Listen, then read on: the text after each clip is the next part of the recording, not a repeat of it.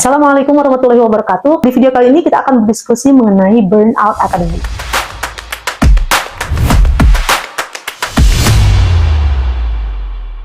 Dalam dunia pendidikan, tuntutan akademik yang tinggi seringkali menjadi beban tersendiri nih bagi seorang pelajar. Beban tugas yang menumpuk, jadwal sekolah yang padat, dan juga tuntutan untuk meraih prestasi akademik yang tinggi, ini seringkali memunculkan masalah psikologis bagi pelajar yang sering dikenal dengan burnout akademik.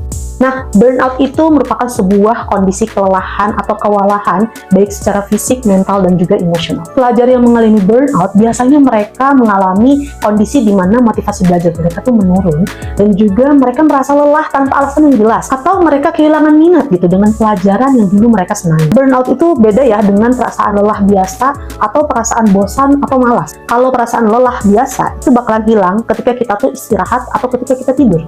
Tapi perasaan burnout ini, lelahnya itu berlangsung lama. Meskipun kita sudah melakukan pemulihan-pemulihan, ada 3 jenis atau 3 ciri-ciri yang menandakan bahwa kita ini sedang mengalami burnout akademik. Yang pertama adalah exhaustion.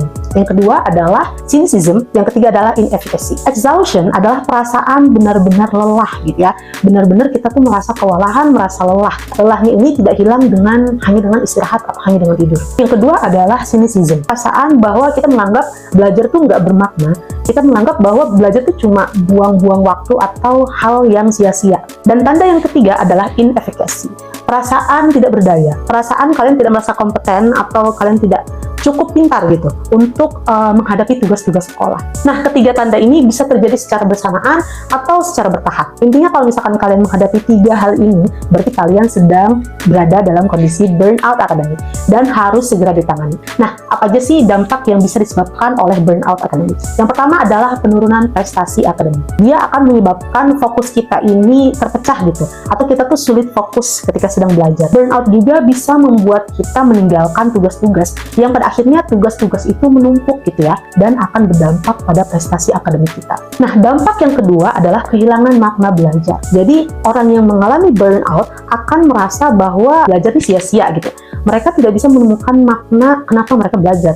Mereka nggak bisa menemukan manfaat dari belajar. Jadi mereka melihat belajar hanyalah sebuah beban. Gak enak banget kan kalau misalkan kita berada di situasi itu gitu. Kita melakukan sebuah tugas yang nggak bisa kita tinggalkan, yaitu belajar, tapi kita nggak bisa menemukan kesenangan dalam belajar itu. Kita hanya berpikir bahwa belajar itu hanyalah sebuah beban. Oke, lanjut ke dampak yang ketiga. Dampak yang ketiga adalah burnout bisa menurunkan relasi sosial kita. Kenapa seperti itu? Karena orang yang burnout cenderung menarik diri dari kehidupan sosial. Mereka cenderung mengurung diri mereka. Ada perasaan bahwa mereka tuh tidak kompeten, mereka tidak cukup pintar. Jadi mereka cenderung untuk menutup diri mereka dan juga menarik diri dari kehidupan sosial. Dan dampak yang keempat adalah berpengaruh terhadap kesehatan mental. Kalau misalkan dibiarkan, dia ini akan menimbulkan masalah-masalah psikologis yang serius seperti stres, gangguan kecemasan, atau bahkan depresi. Nah, itu dia dampak dari burnout. Dan kalau misalkan dilihat, besar banget ya pengaruhnya terhadap aspek-aspek kehidupan kita gitu. Jadi penting banget buat kita untuk memahami burnout lebih awal. Oke, sekarang kita lanjut ke tips untuk mengatasi burnout akademik. Pertama adalah kenali batas diri. Kita harus mengenali sinyal-sinyal yang ada dalam diri kita, dan kita harus tahu batasannya sampai mana gitu. Karena tubuh kita yang mengerti adalah diri kita sendiri, karena yang merasakan adalah diri kita sendiri. Tips yang kedua adalah bangunlah manajemen waktu yang baik. Salah satu penyebab kita kewalahan terhadap tugas-tugas sekolah itu disebabkan kita tidak memiliki manajemen waktu yang baik. Kebiasaan kita untuk SKS, kebiasaan kita menunda tugas, itu justru adalah kebiasaan buruk. Kenapa? Karena secara tidak langsung kita stres secara sengaja gitu ya. Karena ketika kita mengerjakan tugas dengan waktu yang sedikit atau kayak mendekati deadline, kita tuh memaksa diri kita untuk bekerja lebih lagi kayak gitu dibandingkan kita menyicil tugas. Nah, kalau misalkan ini dijadikan kebiasaan, ya bayangkan ya, kamu itu ya terus-menerus kayak memberikan beban gitu sama diri kamu sendiri, dan itu kan nggak baik gitu ya untuk mental kita. Nah, ada beberapa tips nih supaya kita punya manajemen waktu yang baik. Yang pertama adalah buat to-do list harian. Kita akan tahu pekerjaan mana sih yang kayak harus didahulukan dan pekerjaan mana yang bisa dikerjakan nanti. Dan yang kedua adalah time blocking. Jadi kita bisa membuat waktu-waktu tertentu untuk event-event tertentu. Kapan saya belajar, kapan saya istirahat, kapan saya bermain, kapan saya melakukan hal-hal yang menyenangkan. Ini sudah diatur sama kita. Supaya kita tuh nggak overwork, atau supaya kita tuh tidak terlalu mempush diri kita sendiri, atau sebaliknya, supaya kita tuh tidak terbuai dengan bermain, atau supaya kita tuh tidak menghabiskan waktu terhadap hal-hal yang tidak bermakna. Jadi time blocking ini sangat-sangat membantu supaya kehidupan kita itu lebih balancing.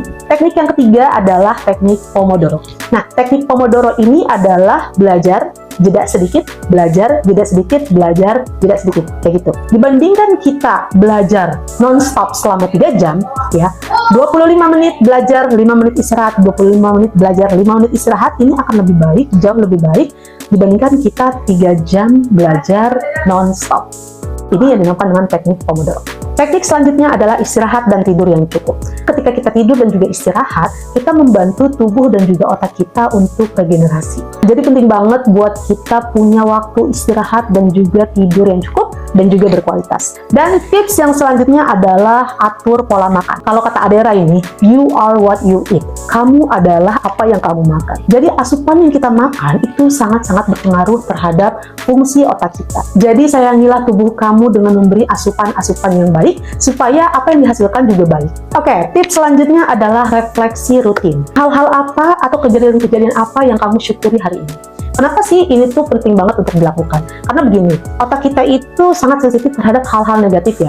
Otak kita itu cenderung hanya mengingat hal-hal yang negatif saja. Jadi dengan kita mengingat kembali apa aja yang harus kita syukuri, hal-hal atau kejadian-kejadian yang terjadi hari ini, yang seharusnya tuh kita apresiasi dan kita syukuri, itu baik untuk kita recall gitu, atau untuk kita ingat kembali. Supaya menyeimbangi terhadap otak kita yang sensitif terhadap hal-hal negatif tadi, kayak gitu ya.